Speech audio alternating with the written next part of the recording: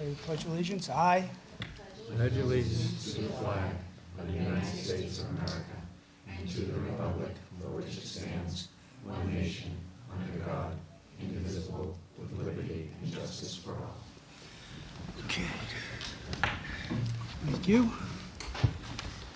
Hi, Mike. How are you? Good. How you doing, Mr. Chairman? Good. Tonight we have Jennifer Carlino from Conservation here to talk on an article on Camp Edith Reed and the school department. School department has an article for MSBA repair project that they want to talk about, and you want to go over your budget stuff while you're here too? Okay. Yeah. Jen?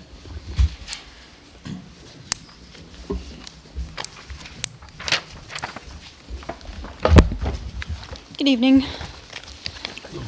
Hello. I do have some handouts for you.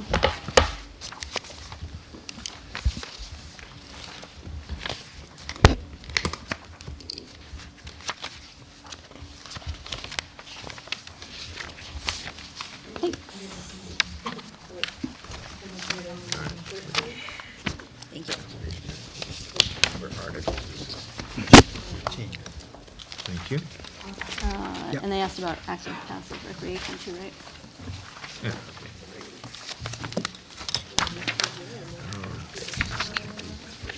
I think we're probably good at this point. Does everyone know where the Girl Scout camp is? Camp Edith Reed on North Worcester Street? Yep. Yeah, okay. So we have that. Camp Edith Reed is 46 acres. It has both upland and wetland, an extensive amount of floodplain and riverfront area.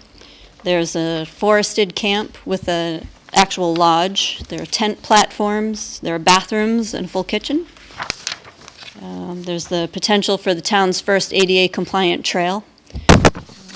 Land appears to be suitable for an ADA compliant trail, which would benefit a number of users in town. There's potential for a canoe and kayak launch area for the Wading River. There's environmental education. There are 2 observation decks, one that overlooks a vernal pool and one that overlooks the river. And there's great opportunities for camping, fishing, and boating on the property. As some of you may know, we are updating our open space and recreation plan this year, so we did a survey of residents in March. Camp Edith Reed scored very highly on that survey. A number of residents listed specific parcels, and Camp Edith Reed was listed 32% of the time. It's listed in our current open space plan as well as the future update of the open space plan. It's also listed in the South Coast Rail Priority Protection Area and Priority Development Map, so that gives us some extra boost for our funding, for grant funding. We did get a grant from the Taunton River Stewardship Council for $3,000 to do the appraisal. So we have the appraisal. We applied for a land grant.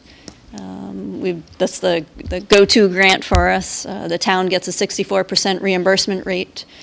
So you have the budget in front of you.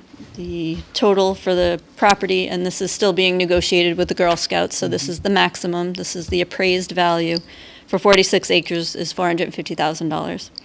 We can include the fees for recording fees, title survey, and title certification, and the actual survey in the reimbursement amount for the 64% reimbursement.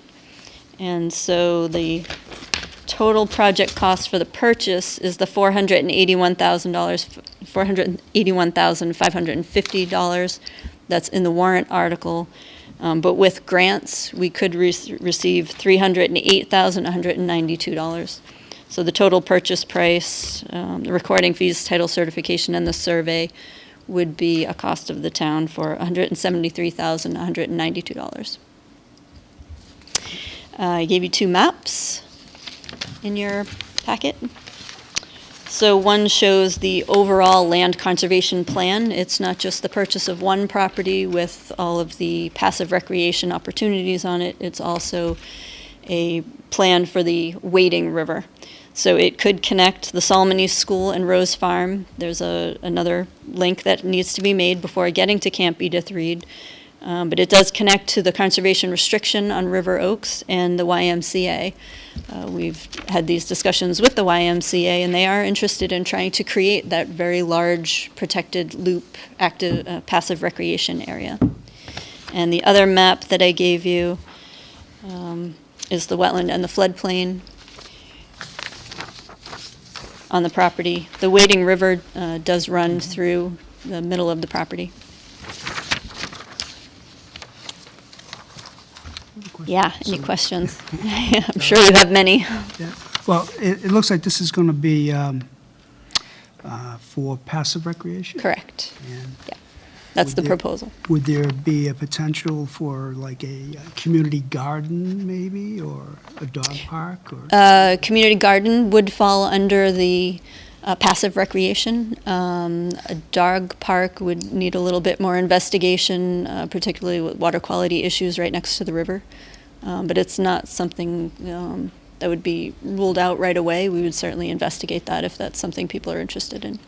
Just a follow-up question on the grant, is that something you'll know in short time frame? We should know October-November timeframe. They always give you a date, and then it's, a month or two later. And as with all land protection articles that we've had in the past, it's contingent on getting a grant. So if we don't get any grant funding, then we either have to come back to town meeting and ask for the full amount, or we have to just forget about the project. Paul? Purely informational, what is an 88 compliance trail or whatever? A trail that would meet accessibility requirements. So anybody with some type of handicap, Okay. something with a flatter surface, it's a paved surface, so you can. All right, it's one that is, it's a trail which meets specificity for handicapped people. Correct. Yep. Thank you. Right. As well as, there could be railings for, Yep, people sure. with sight problems. Tom? Jennifer, Yeah.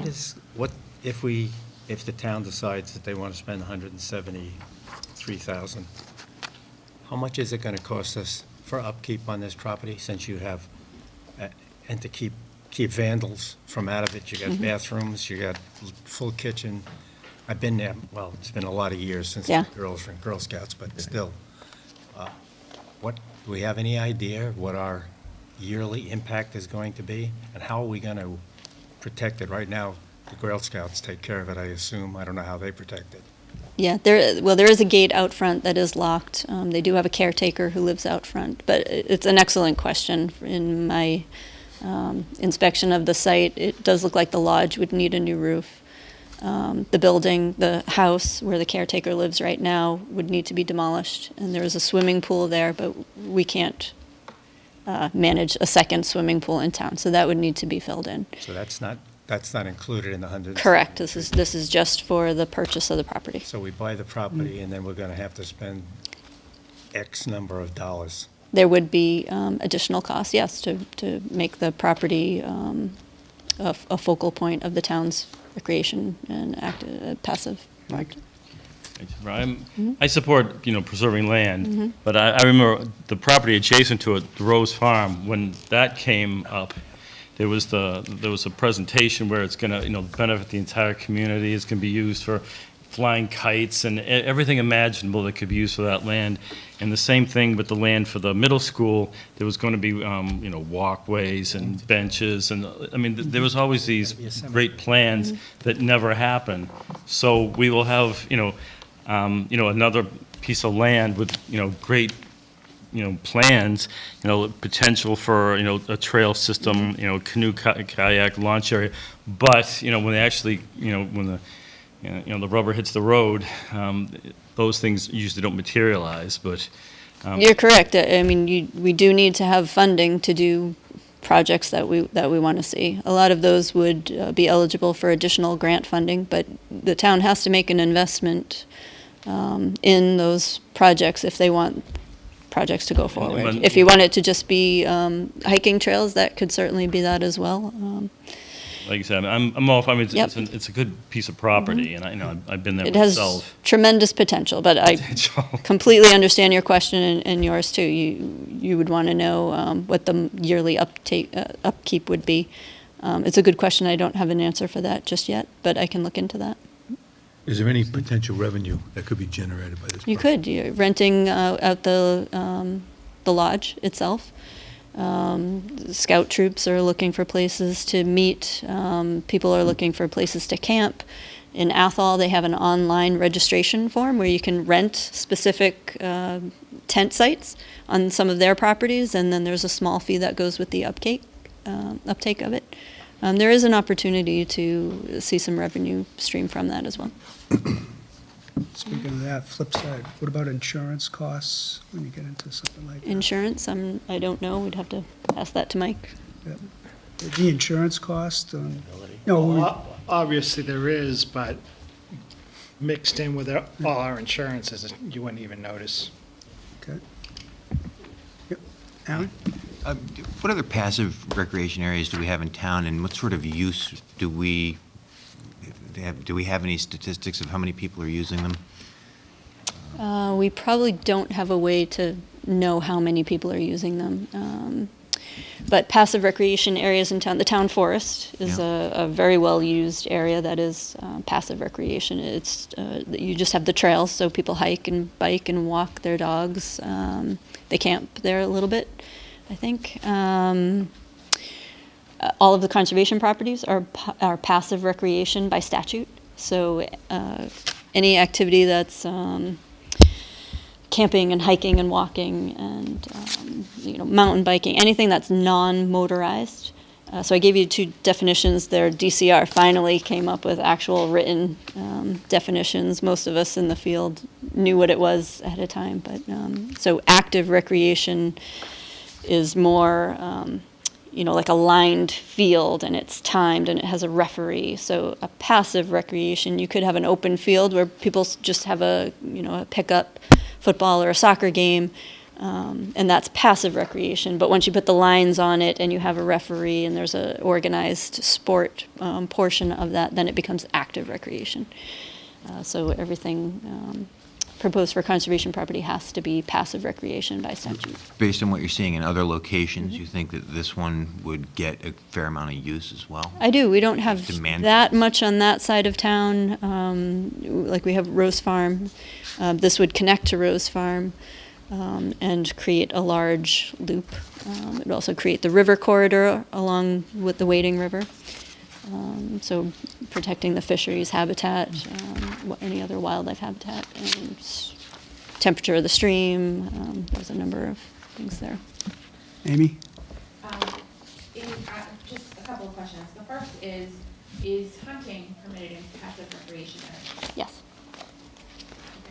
Okay. The only place we don't allow hunting is Johnson Acres, and that's because when they sold it to the town, they said, we do not want hunting here. But hunting is permitted on conservation property. It's actually an important activity that does need to happen on conservation property. The deer population is pretty explosive at times, which creates a number of ecological problems. They're mowing down the whole understory.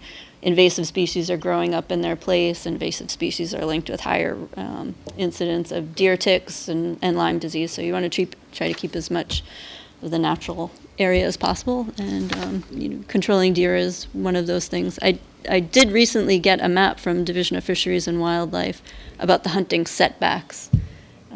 So we'd have to see if this is within a certain setback from firearm discharge. Yeah. Any more? Go ahead, Aaron. All right, Aaron? What about landscape maintenance? How much investment do you think we need to put into annual keeping up of the That I would property? need to get an estimate for Grass. you, but I can certainly ask for an estimate for that. Thank you. Amy? I guess my next question would be, what percentage of this property, I see the map and the wetlands, but what percentage do you think would be developable if it were to go to a developer versus being held as conservation land? I think our appraisal says that it would only have one or two house lots. Okay. Any other questions, comments? I guess. Oh, yep, follow up. The other question I have to follow up to that is, if there's only one or two house lots, if a 40B developer were to come in, would they be held to the same restrictions as far as wetlands and conservation in that area? Or would they be able to override those rules like they can override many of our other zoning rules? They cannot. A 40B has to adhere to state law. We don't have a wetland bylaw, so we're doing state law here. Okay. So any project, industrial, commercial, residential, 40B, they all must meet Wetland Protection Act. Okay. Did that answer? Yeah. Can you just recap the things you wanted to know? The landscape maintenance, Tom, you wanted annual? In general maintenance. Ongoing maintenance. Cost to keep it up. Yep. Security. Security? Yep. And, you know, the costs of demolishing the pool or other things. I mean, if we're going to have it, Pool, let's demolish find the out what it caretaker. will cost. Two costs. There'll be two separate things. One is what you have to do immediately to tear down this and do Right. that. And then there's the annual maintenance cost that we have for any piece of property. Correct. That sort of way. Okay. Thank you. Thank you. Thank you. Before Jen gets too far, we'll, a few of the other things that are actually capital projects, and while we'll be bringing the capital plan to you, but just when Jen's here tonight, in case you have questions. The first one is the Chartley Pond inspection and investigation, the Phase 2 inspection and investigation. As you remember, we had sinkholes open up that we had to repair.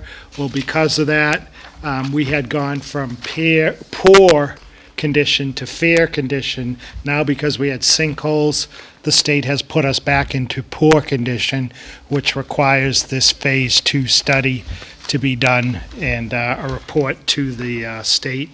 And that is $35,000, Jen, or a little less than that.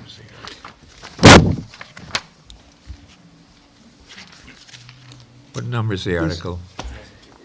It's going to be capital, but just when Jen's here Oh, it's- tonight, in it's case in you have capital, questions. It's the $35,930. And that is a requirement that we have to do that, so that is something that was presented to capital tonight. Questions on that? Is that at 39? You're under a notice of noncompliance. I think Mike, Dan? it's a no choice, no problem. Right, type it's issue. because as Jen said, we're under not compliance, so we have to do it. And then the next thing is the upstream wall repairs, so we don't have the situation again. And that is also on the capital plan. And we've received a report from our engineers on that. And the cost for that one, Jen, was Are you on upstream wall repairs? Yeah. $261,000. We did apply for a grant. We won't know if we get that grant for a couple more months.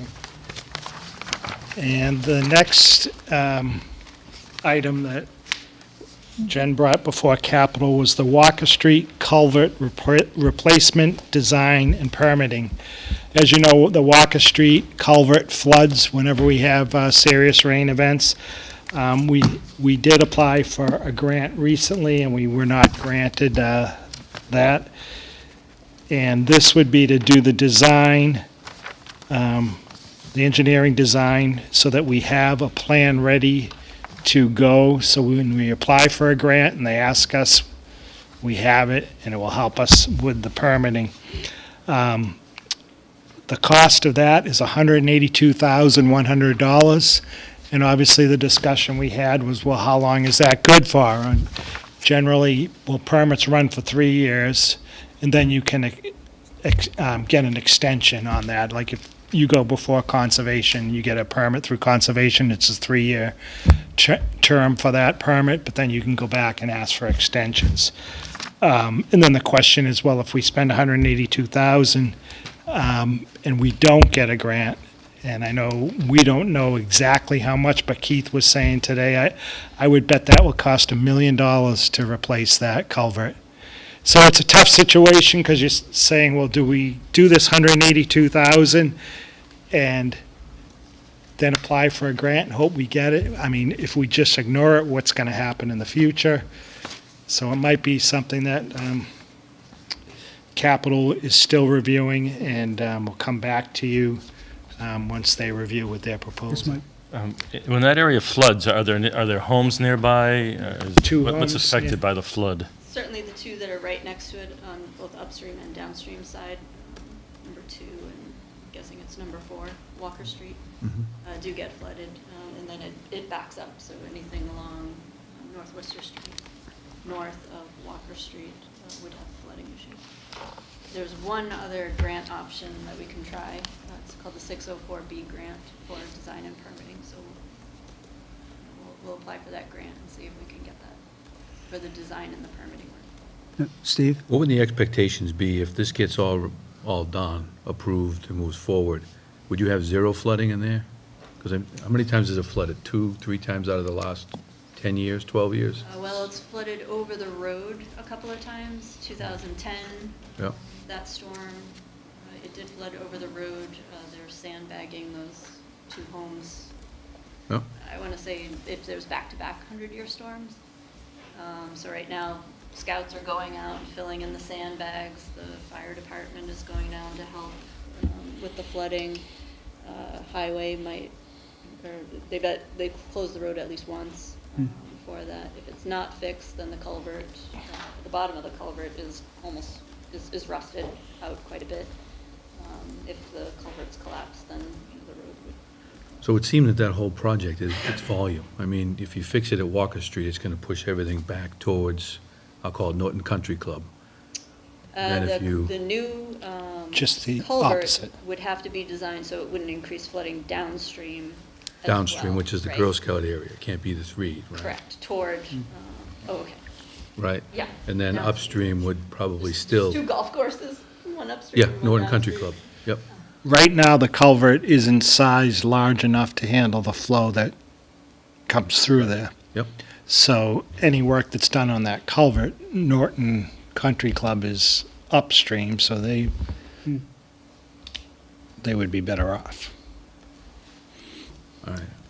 That wouldn't far back up, I up. don't- Well, there- not a lot of room to work. You got houses on either side. Okay. Any other questions? Comments? Thanks, Jim.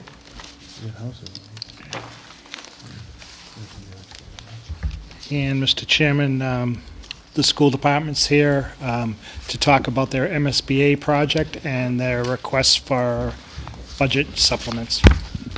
Okay. Thank you, Michael. Good evening.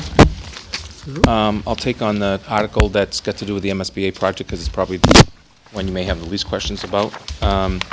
So we filed for an accelerated program with MSBA last year in January. To be quite honest, thinking that we'd be 2 to 3 years out from it. We actually were ranked within our 3 buildings in terms of windows as some of the worst that they've seen. Because of all of the upgrades that we've made in lighting within our schools, et cetera, this makes a lot more sense to also come in with new windows. We do not have a percentage on reimbursement for this project yet. That'll be part of the phase if we move in. Through Mike's work, we were able to move this to our October town meeting if it's successful with you folks. And what it does is it just simply puts an article placement of $200,000. Now, we base that on looking at other projects of the same relative size of 3 buildings or 2 buildings with square footage and number of windows and all of that. And they can go from a design phase of $50,000 to as high as $250,000 is what we saw. So we put in the 200, basically based upon having 2 and 3 floors and that type of stuff. This would solidify the future, really, of the schools in terms of taking us out decades. As you know, the JCS has a new roof. This is really the next thing that it needs is the windows, and exterior doors comes with that as well. Interior doors are not part of that. They're actually part of a separate capital item that we usually have through capital improvement. And so what this does is solidify our three current elementary schools as basically having roofs that are at least a few years out from having to be considered. Right now, we don't see either the LGN or the hay roof as a major issue. Interesting enough, I know that the $100,000 on the middle school article from MSBA that's back into the general fund free cash. Interesting because just today we had a meeting because of just the roof portion over the cafeteria at the middle school is not doing well. We're going to try to see if we can do a piecemeal to get us to the next MSBA process with the middle school. Roughly, we've been getting, I believe, the JCS roof, you can correct me if I'm wrong, I think it was 54% on the JCS roof. So it was a $1.2 million project with 54% reimbursement. The project actually came in under the cost, so it saves pretty significant. Roofs, windows, and exterior doors, heating systems, and electrical are probably the things that keep our buildings going the longer. So in this particular case, it would be an article to go into the design schematic phase for the three buildings of windows and exterior doors. Then the actual next move would go to the actual project funding source, which more than likely would happen as soon as the spring. This is an accelerated program, so putting together a working committee and all that goes a lot quicker. MSBA has a lot of things that you just literally grab from them in terms of who the architect is going to be and do the design phase and all that. You're not doing all these other big project type meetings like you did, for example, the Norton High School project. It runs a lot quicker. The idea is to get everything from beginning to end done in 18 months. In our particular case with three buildings, there's a couple of districts nearby that have been doing this. They've done second shifts as a way to resolve this, so the students are in until 3, and then bang, here comes the shift to work on windows. And I actually know a couple of towns where they've done that in the wintertime, one classroom at a time, and so on and so forth. So it's a pretty quick project. So we ask for your consideration in moving this forward, especially because if we're getting 54 cents on a $3 or $4 million project or more, it's hard to say no to that, especially because the perfect example is the JCS. In terms of that building, your core fundamentals of the building, roof and outside of doors and windows, would be in really good shape. So that's that. Mike? How old are those windows now? Do you have any idea? I don't have that with me, and I apologize, but I believe that they're in parts of the building they're original, and then there was some windows that were done in one of our other buildings that are not original. I don't have a year for you, but I can get that for you. That's not a problem. I can send an email to Mike tomorrow and get you specifics on that. And it just goes without saying they'd be more energy efficient. Yeah, energy efficient and lighting. Those are the two big things now, is the energy efficiency and the lighting, because of the way, that we're asked to use, more natural light and all of that. By the way, it comes with the regular shades installed and all that stuff. I asked that question already. Yes, Paul? Is this grant a certain thing? Yeah, so just like the last project, what happens is once you get your design and schematic design done, just like you did with the MSBA project, you get a total project cost from beginning to end, and then they inform us via the formula of what percentage we get I back. understand their form that, but the grant itself is certain. In other words, MSBA never guarantees on any project a certainty until they get into the actual project approval and financial. so we might be left holding the bag for the whole cost. You could be, but they wouldn't ask you to come into the MSBA project. One of the things that you have a reputation of is your new high school renovation project, your JCS project, which was done literally almost at the same time because it was my first year here. So we were doing phases 3, 4, and 5 of the high school while we were putting on a new roof. So we have a reputation that the buildings are important to the future of the community and the cost. So I don't think that hurts us. Having a director of facilities on board, that's, we have preventative maintenance now going on in the district, all of those things. We're really down to things like the 4 walls and windows, et cetera. So They wouldn't ask us to come in, but the document that Mike, myself, and the chair of the school committee signed says there's no guarantees until we get to the actual project cost and It's analysis. likely. But I would say it's very good percentage. I mean, I don't want to be held to something that I don't control, but the fact of the matter is we wouldn't be at this phase if they didn't think that we were a serious contention. Remember, we had over 70 projects that were requested, and they only funded a little over 20 projects this year. And we're currently one of those that would be funded. Okay. And I have the years of the windows to get you the information on. Any additional questions, comments? Excuse me. All right, on the second issue, we've asked for a supplemental through Mike's office and then you folks. I believe you have the information on that. And it's, one of the things we're trying to catch up on really is we're in the second year of requesting the materials and supplies. If you remember, 2 years ago, we cut $300,000. We then we got $75,000 back. We cut $300,000 in this past budget. We're asking to replace it at $200,000. So over 2 years, we should have had about $600,000 of material supplies. We've had a total of $75,000, and then anything we can throw into grants. The problem with our grants is that all of our grants are really on people in terms of paraprofessionals with special education, the professional development grant, the same thing, and the Title I grant. They're all with folks, so there isn't a lot of money in those. And by a lot of money, I mean literally less than $100,000, probably less than $50,000 to if you want to quote me.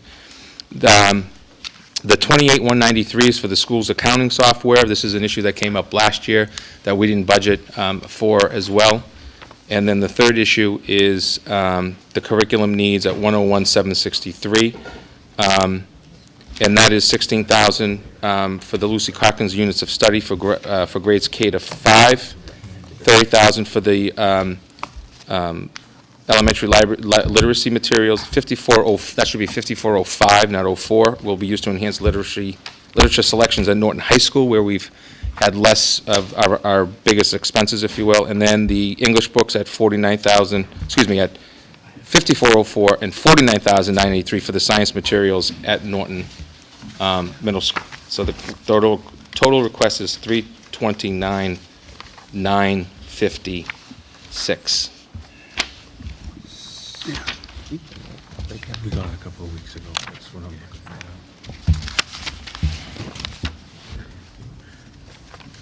Questions? It wasn't handed out. Questions? now.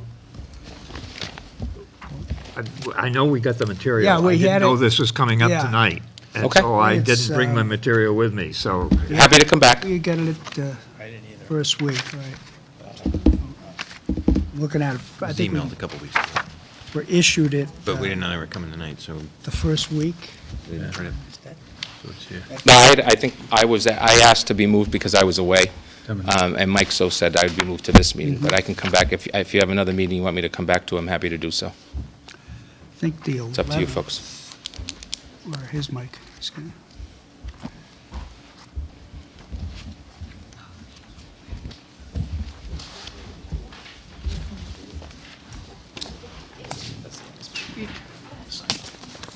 Then just give it, so that way I can take it forward.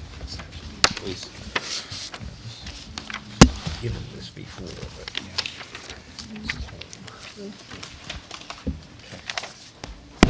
And again, if you have notes and stuff that you've taken and you want me to come back, or you can send it to me and Yep. I'll respond in writing if you'd like to. just hang on a minute. Happy to do either.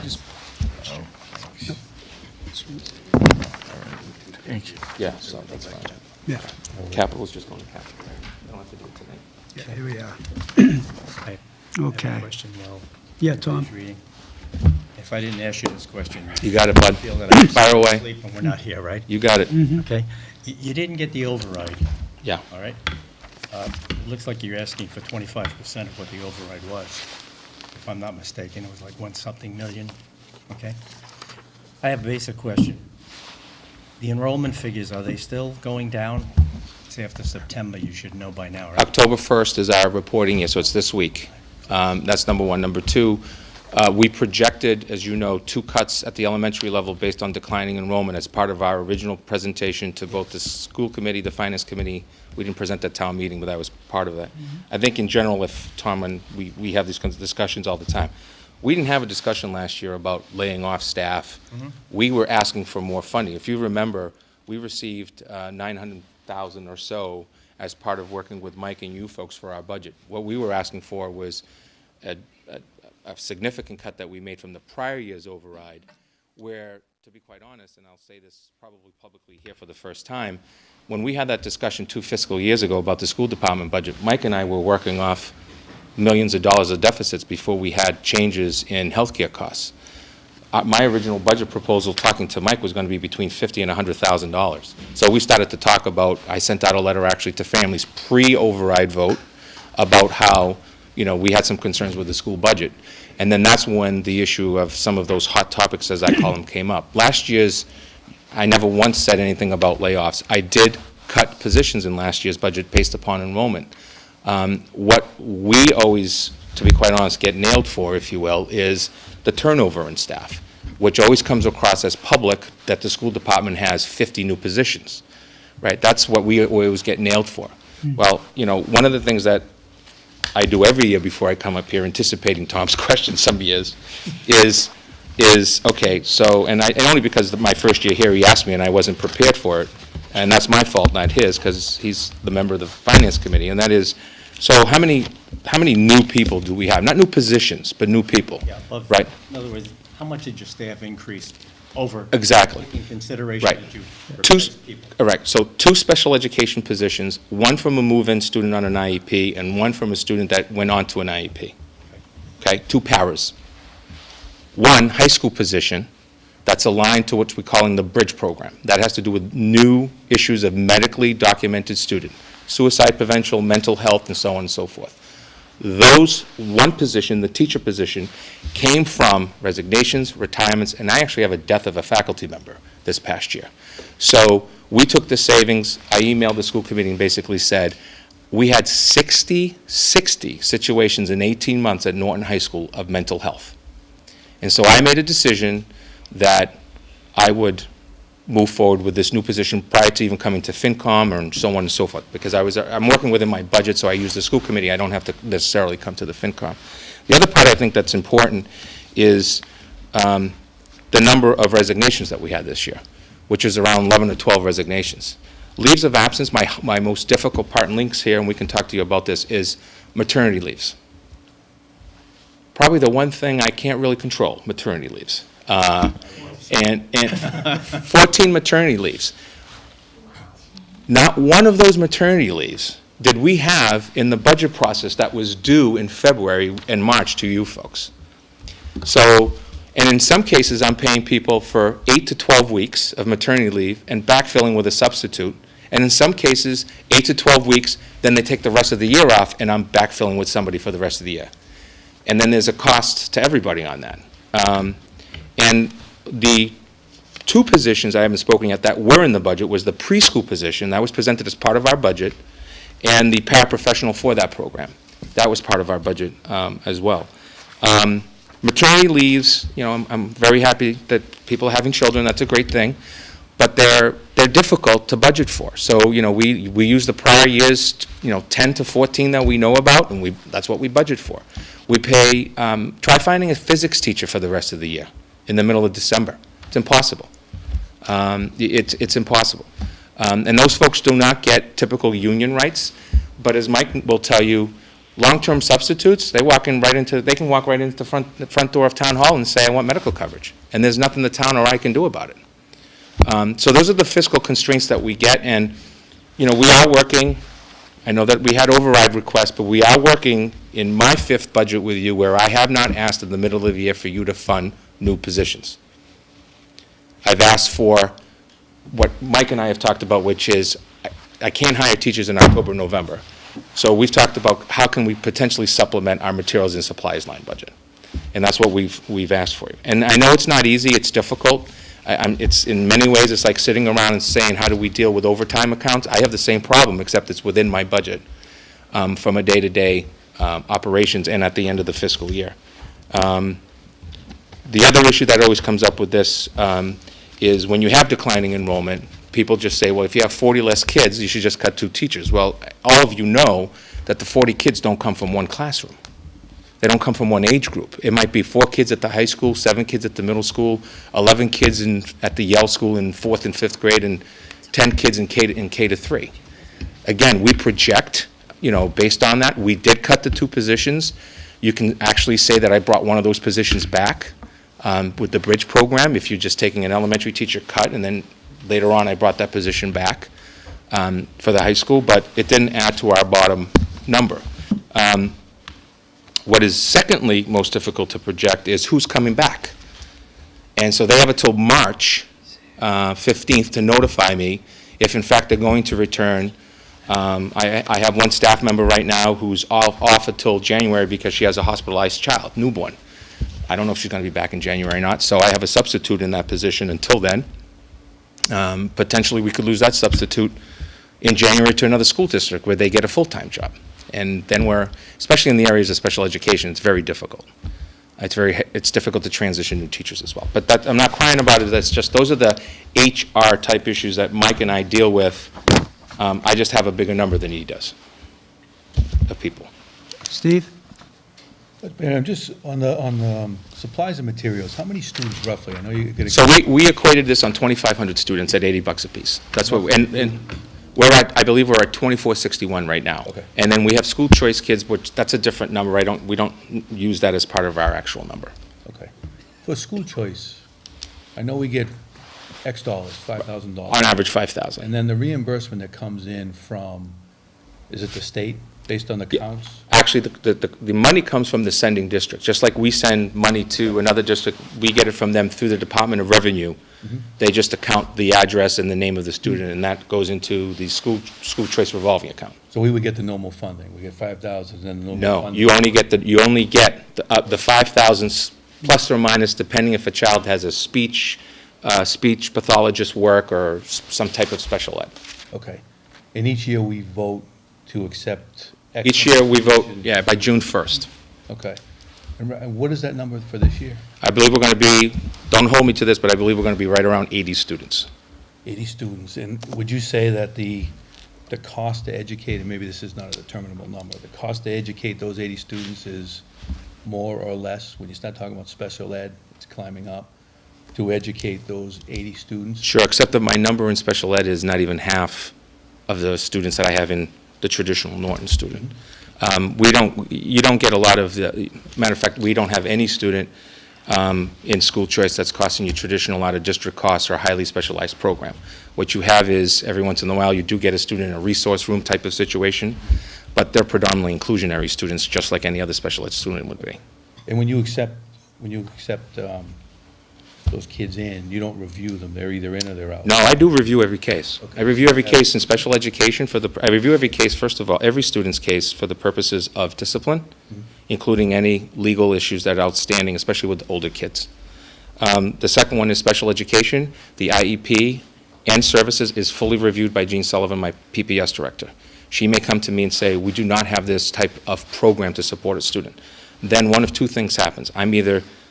The student comes in, because I cannot legally say no, but I have a conversation with the family and say, I don't have this type of program for your child, so I need to involve X school district in a proper placement, of which I'm back funded for that cost if that student goes out. Right, okay. If the student stays in, then they're part of that cost to us. We do get, I'm going to give you a number, we're going to get $300 for the speech, the 3 times 30 once a week or something like that. Okay. We don't get the typical. What we also get a benefit from, though, is we're reporting out on Medicaid and Medicare, and you'll see that in fiscal year 12-13, when I got here, we were getting about $60,000, $65,000 because we were only reporting about 70 to 80% of what we should be reporting. As you probably know, we're getting in excess of $200,000 now.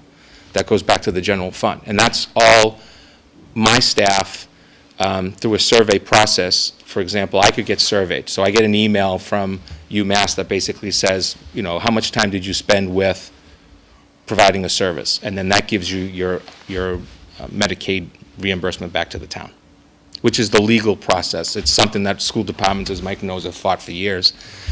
Different towns do it differently. In terms of how that it gets expended, I believe it's thrown into the pot of money within the way that we do the budget process. And then I just, on the accounting software, I know you came Yeah. last year and it was, so is this the same software? It is, So it the hasn't same been request. upgraded, no It has not been changes, upgraded. But the infrastructure around that, based on the events at that time, have been updated? Correct. Okay. To the point that we could. This takes us to the level of pretty much aligning with what Town Hall has. Okay. And then my last one, Rick, sorry. Sure.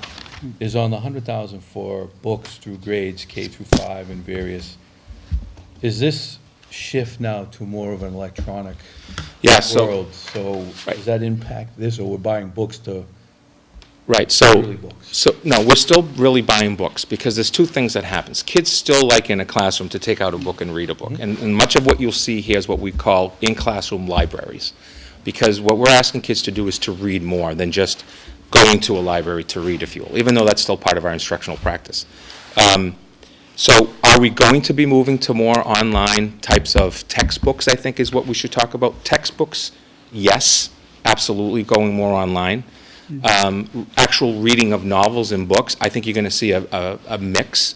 Part of that is that the one-to-one Chromebook initiative that we have in 6 through 10, we really are seeing the kids really use these Chromebooks. And as you're probably aware, my own child is now in your middle school, and she has a Chromebook at home. And I just don't know how these kids do this, because they're switching off from technology to no textbooks in some cases. And what I think is really interesting is the industry is clearly moving towards textbooks online, and only online. And they're going to make it a cost benefit. Why? Well, right now it's a practice benefit. A practice benefit is when you take a textbook and you buy it and you get it for the next 6 to 10 years, sometimes even 20 or 30, right? The online gets updated regularly. So the latest video clip that's going to show that exercise better is already there, and you're not paying for that extra necessarily, but most of them are just 5, 6, 7-year licenses. That's what you get them for, and then you're renewing that X number, whatever it may be, 100, 200,000, which is what a textbook edition would cost for us for a grade. Are the Chromebooks purchased or leased? They're leased over 3 years. And those are, so the way we've done it and the way we presented it to you folks is we utilize our school choice funds as startup costs, and then we try to every year put something into the budget as part of our technology account.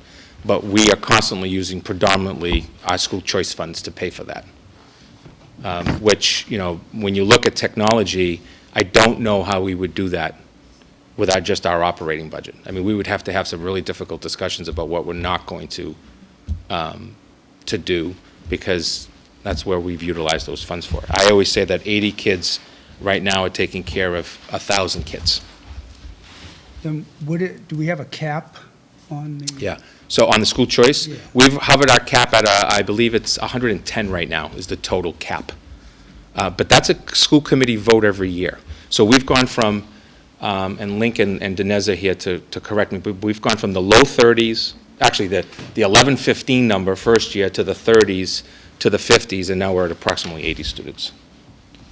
And again, I can make that as part of my response to the windows. I can give you exact number of students, because I'll find out this week sometime, because it's our enrollment cutoff for all of that type of stuff. Yes, Mike? Joe, what do you hear is Medicaid reimbursement, are they talking about ending that? Yeah, they are. Yeah. Medicaid reimbursement is on the table as part of the cut. So, you folks are smarter than I am with numbers, but the shift is going to be this. We're going to be shifting a lot of what comes from the feds for public education. We're going to be moving it to retirees and over 65, because that's where our communities are going. And there's no way that the Commonwealth is going to be able to sustain, without playing party politics, a move to just grants at the state level, because I don't know how we're going to be able to afford it without eating up chunks. Medicaid is one. Title II-A is one. Title I, which is for students free reduced lunch who need further services, or just students who need further services. I think you're going to see drastic cuts in those programs.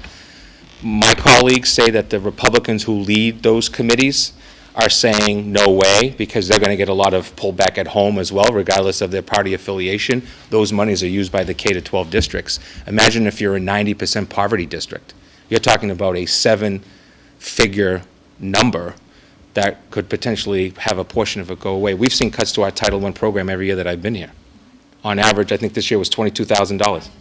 And you know what's interesting about that is I budget with Jen, I always say, let's cut 20 grand from our budget and put 20 grand in our operational budget, simply because of, and this year it was 22,000. We were off by 2. Steve? So a question around that as well. And I know the state was pushing about resolution if you have unpaid balances for either lunch or Yeah. transportation or Yeah. anything like that. Do we have an issue that's growing in Norton, or is that those No, we're delinquent pretty- accounts, I'll call them? No, we spend a lot of time making phone calls and sending emails and so on and so forth. And I mean, Link knows this better than I do because he does it on a daily basis through the Food Services Department or his office with transportation or athletic fees. We have not seen a increase, if you will, in students that are not paying. We do have families that have to go on payment plans for prior years even. But remember, our accounts have to be balanced for him to be able to do end-of-the-year books, which then affects the town. So unless, and Mike, Link, you can correct me, we've run deficits in food services before I got here, and since I've been here, that have run into the 30s, 40s, 50,000s, and we had to backfill it with operational money at the end of the year. So when you balance, when you say you're financing something over several years, how do you balance that current year? As a receivable? We may do it as a receivable, but more than likely, we are taking that $10,000 in whatever line item I have, professional development, let's say, and I might be moving it over to offset that cost. That's the one thing that's the difference between the school budget and the town budget. One of the things I think would be interesting is that, fees are more difficult to collect than the actual amount of fees that we collect. If you got $1 million transportation budget and you're collecting $150,000 in fees, I always say, okay, well, what are we really doing? Well, I have like an office, that's all they do is try to collect fees, plus their regular job. At some point, should we have a discussion about how do we eliminate that fee and make it more feasible for everybody, including the parents or folks that are caught with having to pay it? I don't know if that answers your question. Okay, thanks. Aaron? The bulk of this is $200,000 for materials and supplies. What does that represent as your overall materials and supplies budget? Well, this increase now, what we did from last year is we kept the $75,000 that we got as part of our actual budget, kept it that way, because we cut $225,000 again, and now we're asking for $100,000 of it back. So I don't know the statistics off the top of my head, but over 2 fiscal years, a $600,000 cut has been backfilled. $75,000. We're now asking for another $200,000.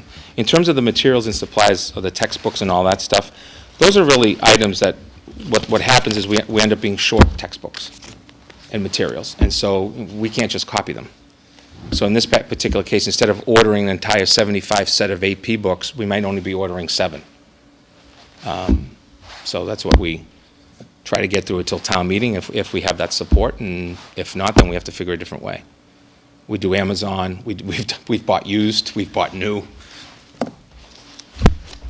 Does the curriculum change? Oh, well, almost, right now, yeah. For example, we're about to implement, not Norton, but statewide, a brand-new science initiative, K-12, brand new.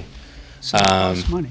It's going to cost a significant amount of money, and that's why one-time small costs, those are the things I'm going to present to things like the school committee and say, okay, well, we might be able to buy this with school choice money for $75,000 and not have to worry about that school choice money for the next 5 to 7 years.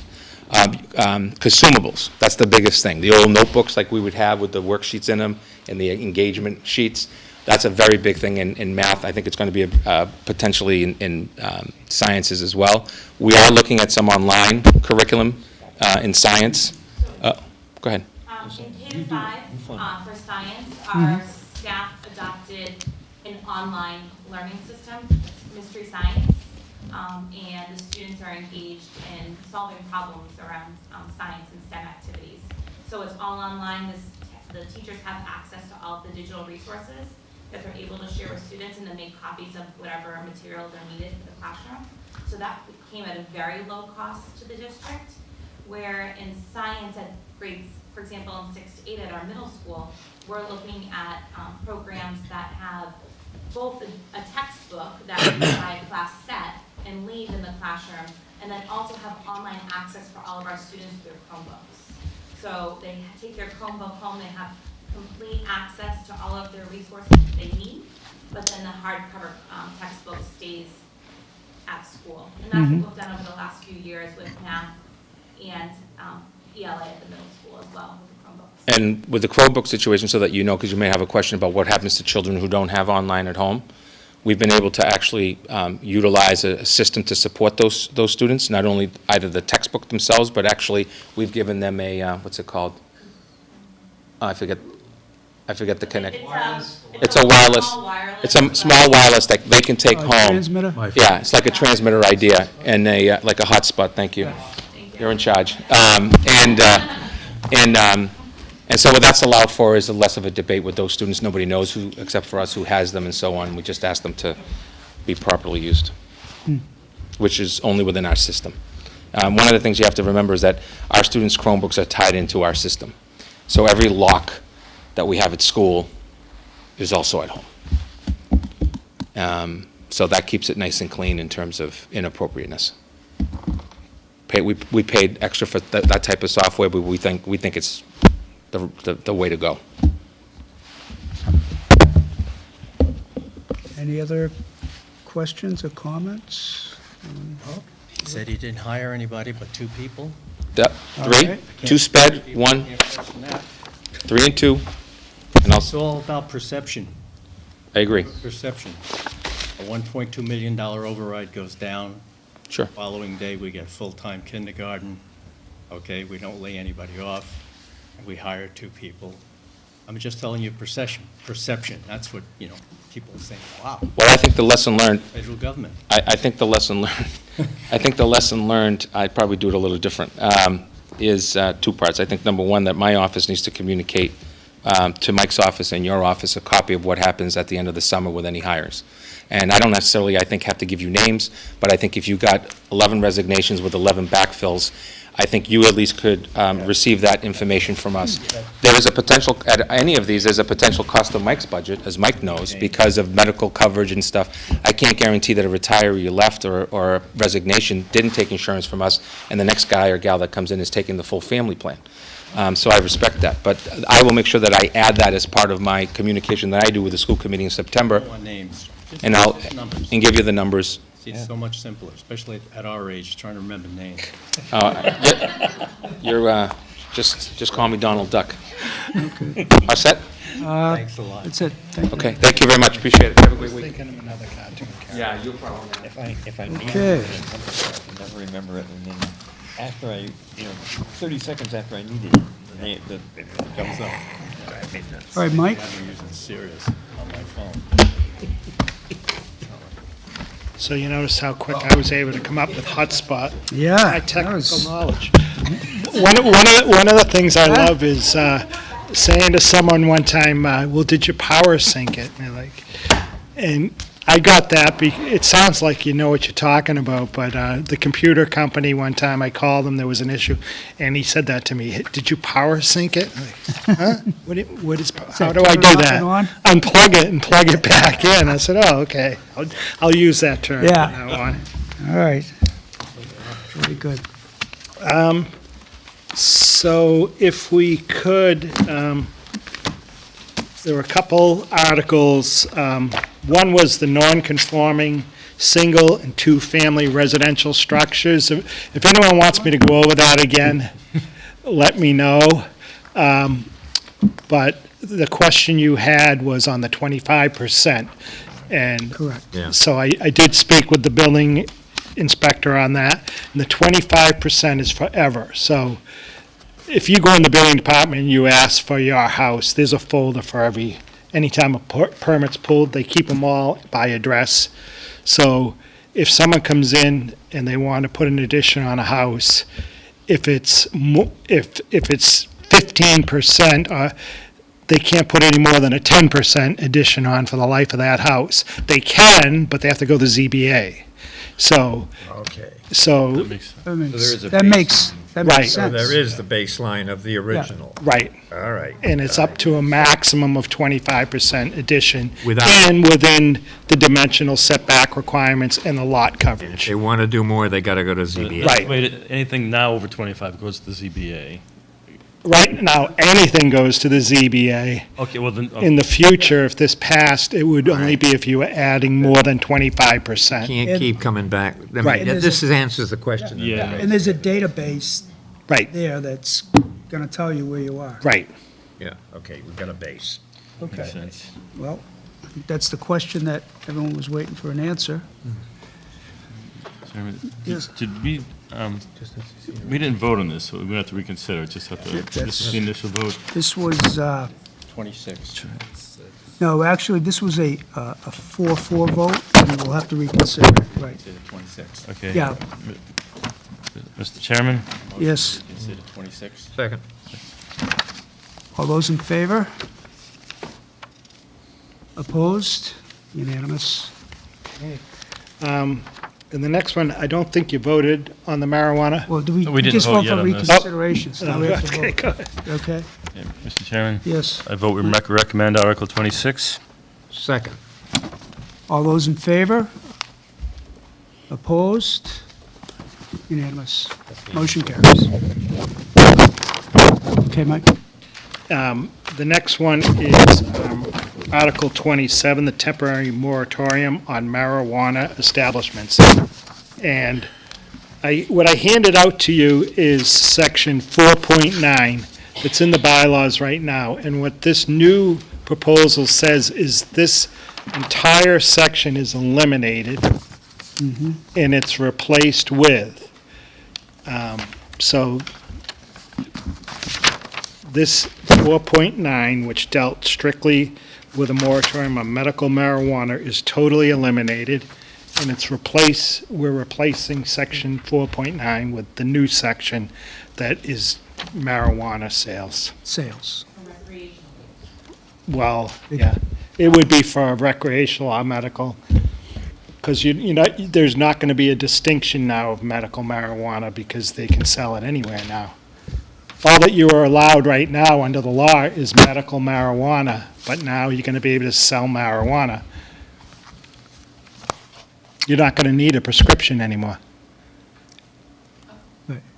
That's why we need the moratorium, because you have a question. We don't know what the state guidelines are going to be, but logically, think about it. Right now, it was medical marijuana because you needed a doctor's prescription to be able to get marijuana. Starting this year, you're not going to need a prescription anymore. You can just go buy marijuana.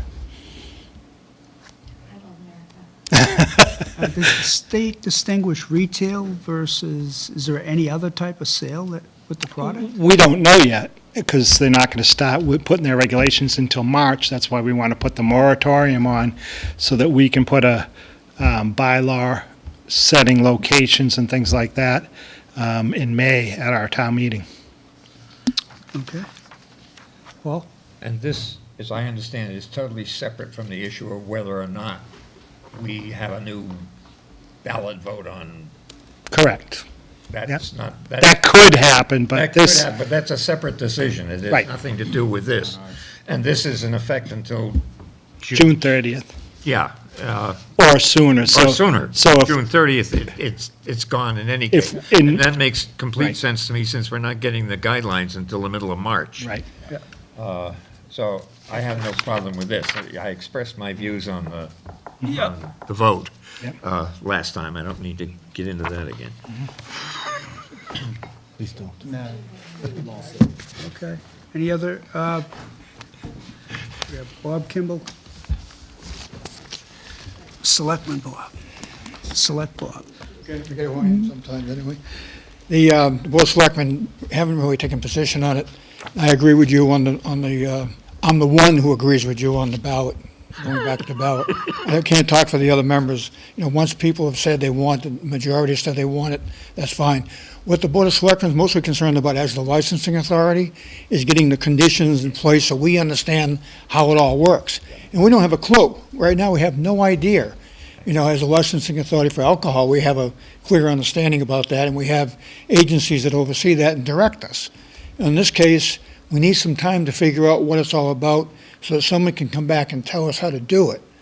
And as far as the placement of retail or medical or whatever facilities are, growing facilities or whatever it might be, we need more information.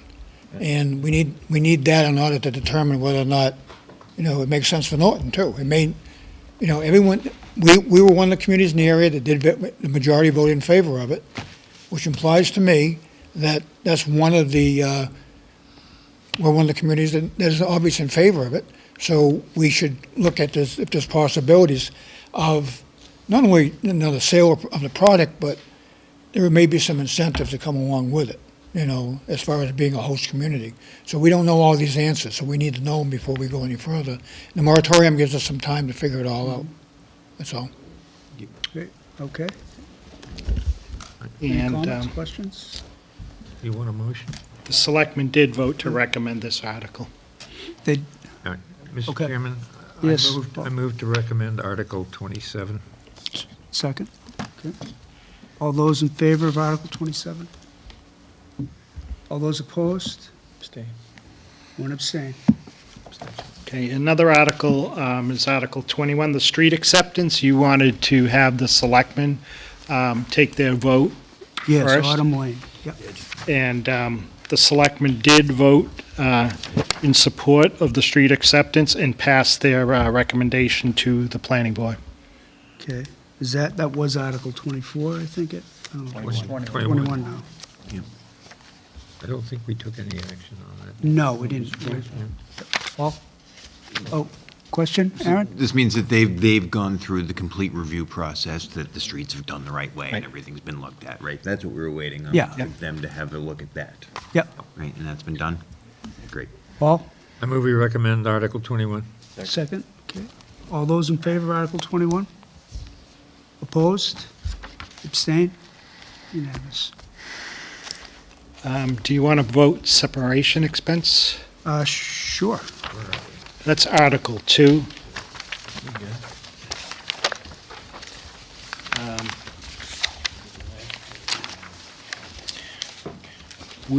Under separation expense, we have $71,130, and I think you have the breakdown by department, and this is for sick time buyback and vacation buyback.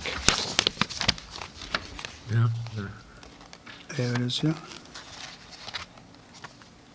Paul? I move we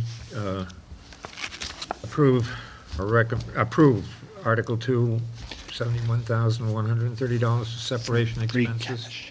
Second? From free cash. From free cash. Okay, Second. thank you. Tom, second. All those in favor? Opposed? Oh, Steve, do you have a question? I do have, Mike, and I apologize, I didn't look at your list. Yep. Are these pensionable elements? The vacation would be sick time, no. So of that breakdown, of that 71,000, how much is vacation versus sick time? Vacation is...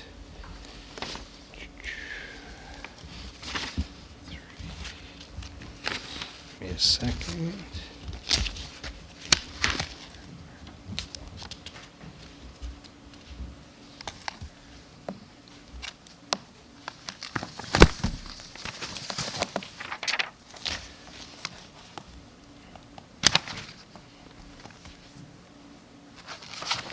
$3,420.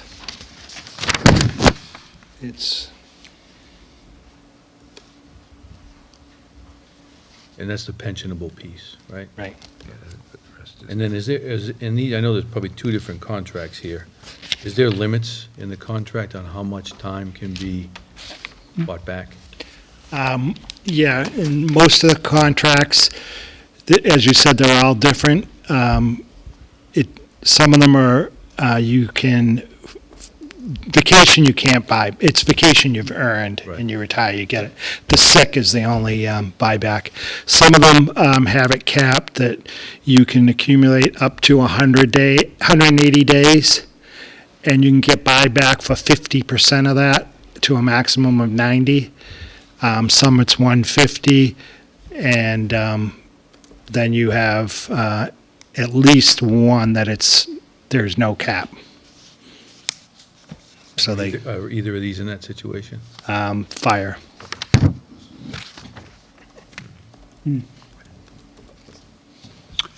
Thank you. Steve, you all set? Okay. Those in favor of Article 2, raise your hand. Opposed? Unanimous. And we'll meet next Wednesday. Wednesday, the 11th. Yep. And Capital will also be meeting before that, so we hope to bring a recommendation to you from Capital either that Wednesday or the following Monday. Okay. So we're on board for Wednesday next week. Wednesday, the 11th will be the next meeting. Monday's a holiday, Right. correct? Wednesday. Thank you. Thanks, Mike. Thanks, Mike. All right, I think we have minutes to review from last week.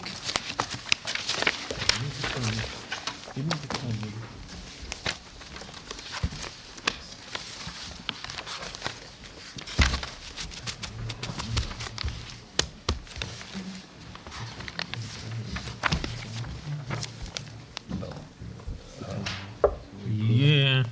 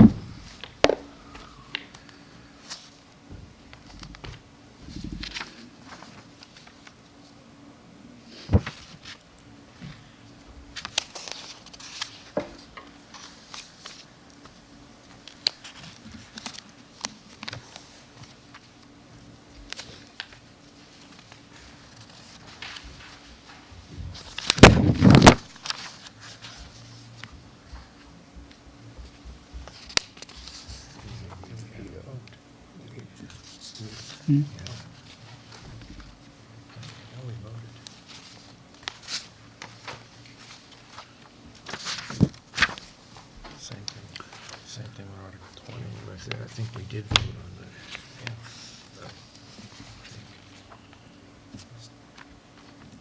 Yes, Tom?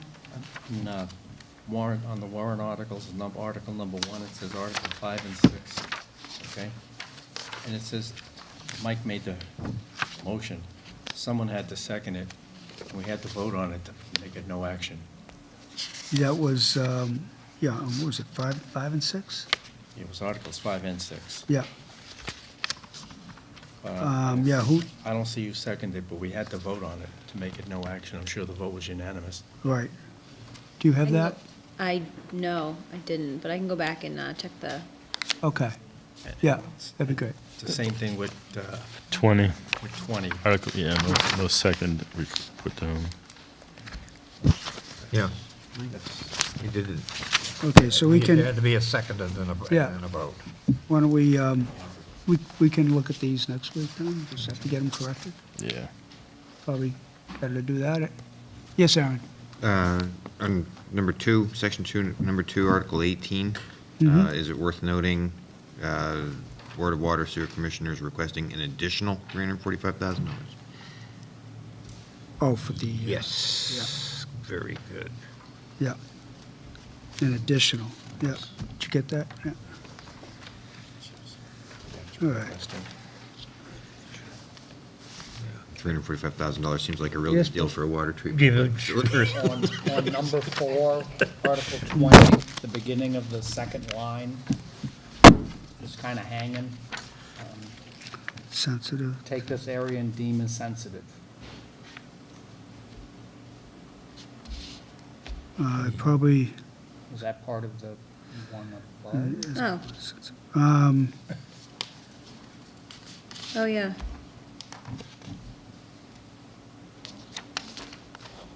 All right.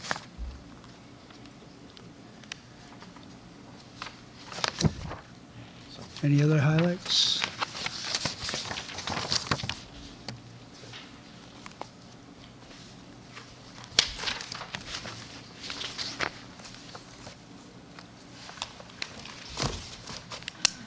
Okay, we can just review that next week after the corrections. All right, Mr. Chairman? yes. Motion to adjourn? All those in favor? Unanimous.